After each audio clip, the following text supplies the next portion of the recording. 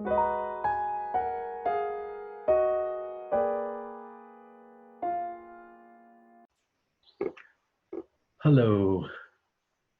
and welcome to yet another exciting episode of Universal You.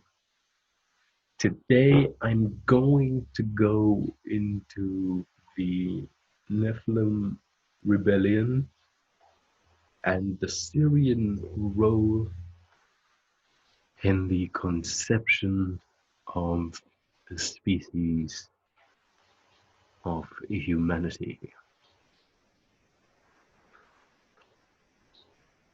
This is the culmination of a lengthy period of academic research as well as intuitive channeling. All right, let's continue, shall we? All right. Between 200,000 and 300,000 years ago is when the Nephilim rebellion occurred. As I mentioned in the previous video, about 300 Nephilim headed by 12 leaders were instructed to dig up large quantities of gold and send it to Nibiru every 3,600 years to assist them with their atmospheric problem. I'm not going to go into too much detail on that. You'll just have to watch the previous video. All right. Anyway,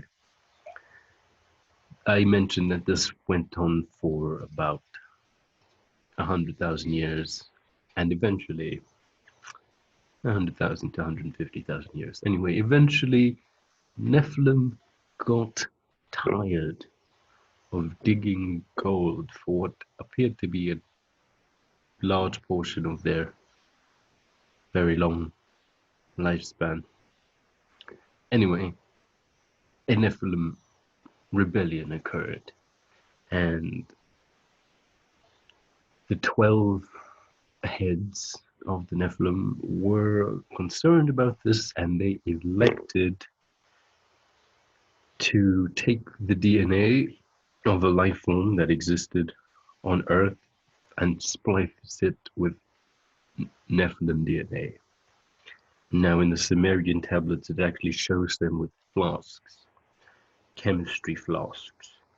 Anyway, their plan was to make a race to mine gold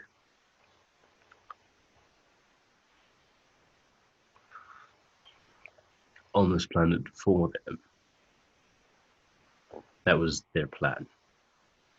Now, it's important to understand that this race couldn't conceive. All right, moving on.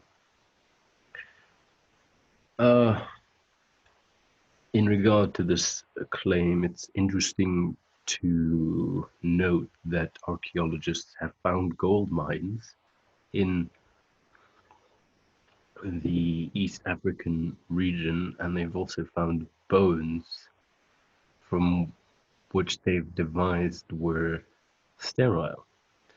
Anyway, you'll have to go and do a bit of research yourself there. All right, so that's basically the Nephilim role, the mother role. Let's talk about the Syrian role, the father role. All right. All right. 7 Nephilim came together and dropped their bodies and formed 7 interlocking spheres of pure consciousness. This is what's known as the Genesis pattern, which is really well illustrated here. Anyway, in so doing, these 7 Nephilim volunteers, I might add, created a flame of pure consciousness, pure prana. and they placed this flame of pure consciousness into the womb of the earth in the holes of Amente, a fourth dimensional space within the earth devised for the creation of a new species. This became the planetary ovum, the sphere, if you will. Simultaneously, at this juncture, 32 members of the Syrian race came to this planet, and they were, and still are, primarily fourth dimensional light beings. 16 males and 16 females came to this planet.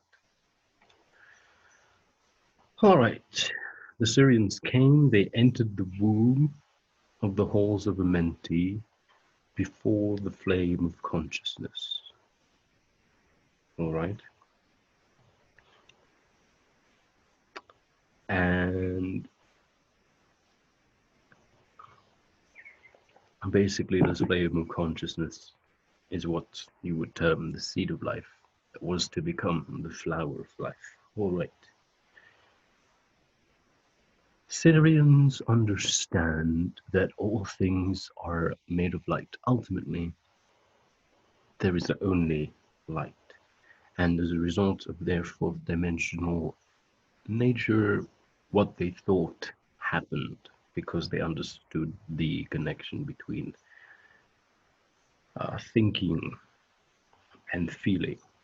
Anyway, they created instantaneously 32 rose quartz slabs around the flame of consciousness, and they laid down on these slabs, alternating male and female with their heads towards the flame.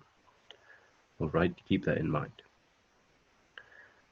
The Syrians then merged with the ovum of the Nephilim, creating the flower of life. Now, human conception takes place in less than 24 hours, but a planetary conception is different. It took 2,000 years for the conception of the first 7 humans of this planet. All right. Now, these humans were placed in an island off the western shore of southern Africa, which is a Nephilim settlement called Gondwanaland. It's very interesting to note that this Nephilim settlement had very extravagant gardens. Keep that in mind for the next video. All right, that's a rather brief overview of the conception of the human race and the roles that the Nephilim and the Syrians played in that conception. At this point, I'd just like to share with you a brief overview of what I'll be talking about in the next video. I'm going to be talking about galactic marriage and the idea of conception, just to clarify what I'm talking about here. All right.